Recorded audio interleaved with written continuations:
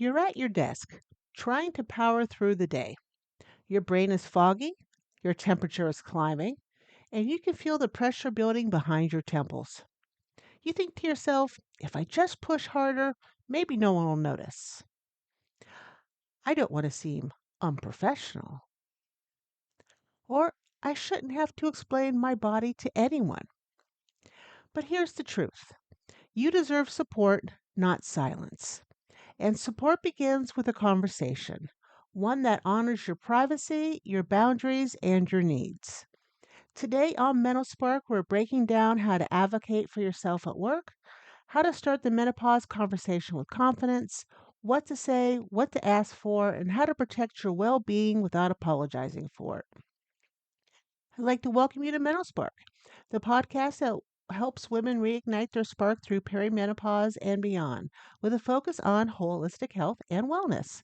I'm your host, Allie Thies. I'm a board certified sexologist, menopause care provider, integrative wellness coach. I'm certified in integrative functional nutrition, and your go to guide for navigating that wild and weird, wonderful ride that is midlife. If you're new here, welcome. Be sure to hit that follow button so that you never miss an episode. And if you're returning, thank you for being a part of this amazing community. Don't forget, Love Notes, my live TikTok show every Friday night at 9 to 10 p.m. Eastern Time on TikTok at The Passion Zone. The period, passion period zone, where we're doing dedications, talking about love, and soul connections. The theme for November has been menopause in the workplace, support, advocacy, and real solutions.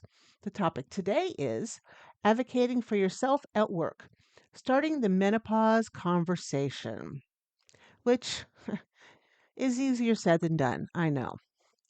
Because let's start with some truth here. Menopause isn't just physical, it's psychological, and it impacts how we show up in spaces of power, performance, and expectation. Here's why speaking up at work may feel harder than it used to be. Well, confidence can dip during the hormonal change. Estrogen impacts serotonin and dopamine, the neurotransmitters that regulate confidence and emotional steadiness. When levels fluctuate, self trust can wobble, even for the most capable woman. You're afraid of being judged. Decades of workplace conditioning have taught women to power through, be agreeable, and to not show vulnerability. Menopause is still taboo in corporate spaces. Even in 2025, many women don't feel safe disclosing symptoms, needs, or accommodations. You're used to taking care of everyone but yourself. Advocacy requires shifting from I'll manage to I deserve support, a mindset many women have never been taught to adopt. Well, no, we're Gen X. We've always been taught to take care of everybody else and power through, right? But here's what's equally true: speaking up is not a sign of weakness, it's a sign of wisdom, it's a sign of leadership, it's a sign of self protection. And that matters more than perfection. Most women don't even know what to ask for because workplaces rarely offer clear language or options. So let's name what is reasonable, realistic, and powerful to request. How about some environment based support? A desk fan, temperature flexibility, a seat near ventilation, access to a quiet room after a hot flash or panic wave. How about some schedule flexibility? Adjusted start times after sleepless nights, breaks between meetings, the ability to step away briefly during symptoms. How about some workload accommodations? Clearer deadlines, reduced multitasking expectations, written follow ups after verbal requests, because this helps with brain fog. How about some manager awareness? Notifying your manager that you may need to step out during severe symptoms, requesting understanding around brain fog days, asking for grace on response times when symptoms flare. These are not favors. These are evidence based needs that improve productivity, protect health, and prevent burnout. Now, starting the conversation doesn't always have to feel like it's a medical confession. It's simply a professional calm statement of needs. Here are three scripts based on comfort level. This one is direct, clear, and confident. Hey, I wanted to share something that will help me maintain my productivity.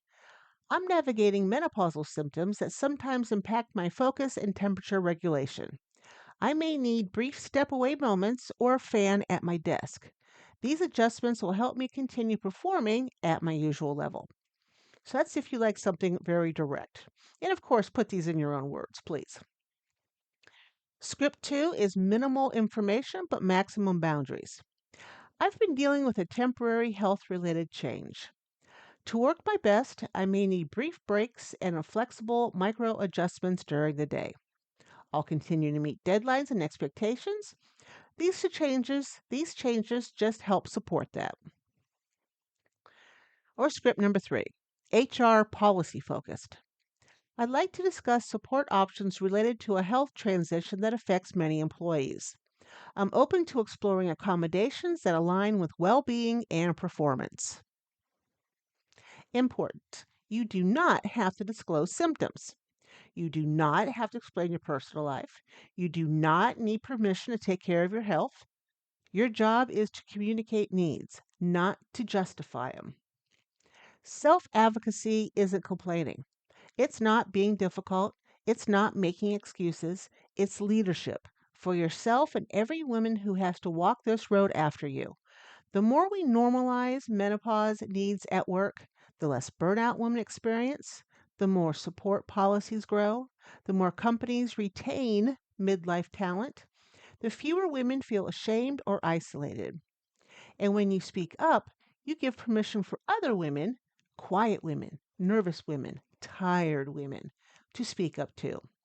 You become the spark. You become the shift. You become the voice that says, this is normal and it deserves support.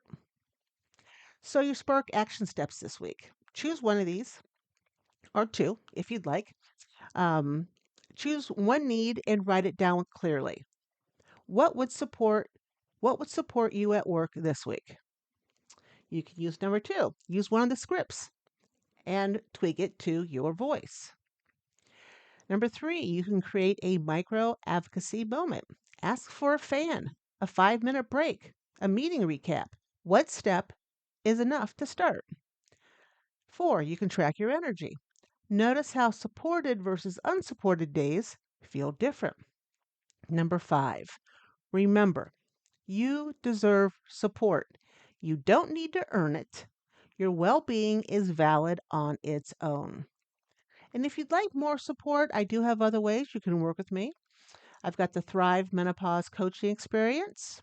I've got menopause appointments. These are 30-minute sessions. And I have Unpause, the Menopause Wellness Audit, which is good, especially if you're new to menopause or perimenopause. Visit menopausewellness.co to explore your options. All right, whether you want a deep dive or a single session, there's space there for you. I just want you to remember you are not imagining your symptoms.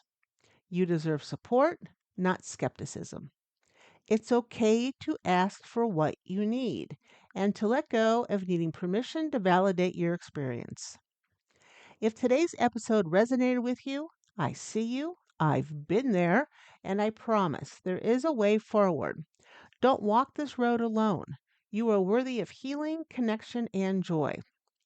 I'd like to thank you for hanging out with me here on MenoSpark today. I hope you enjoyed the episode. If you found this helpful, please share it with a friend, leave a review, and make sure you're subscribed. Follow me on Facebook, Instagram, TikTok, and Substack for daily menopause insights, holistic tools, and new ways to support your spark. And if no one's told you today, let me be the first to say it. You are fabulous. Remember, you're not alone on this journey. Until next time, keep that spark alive. You deserve it.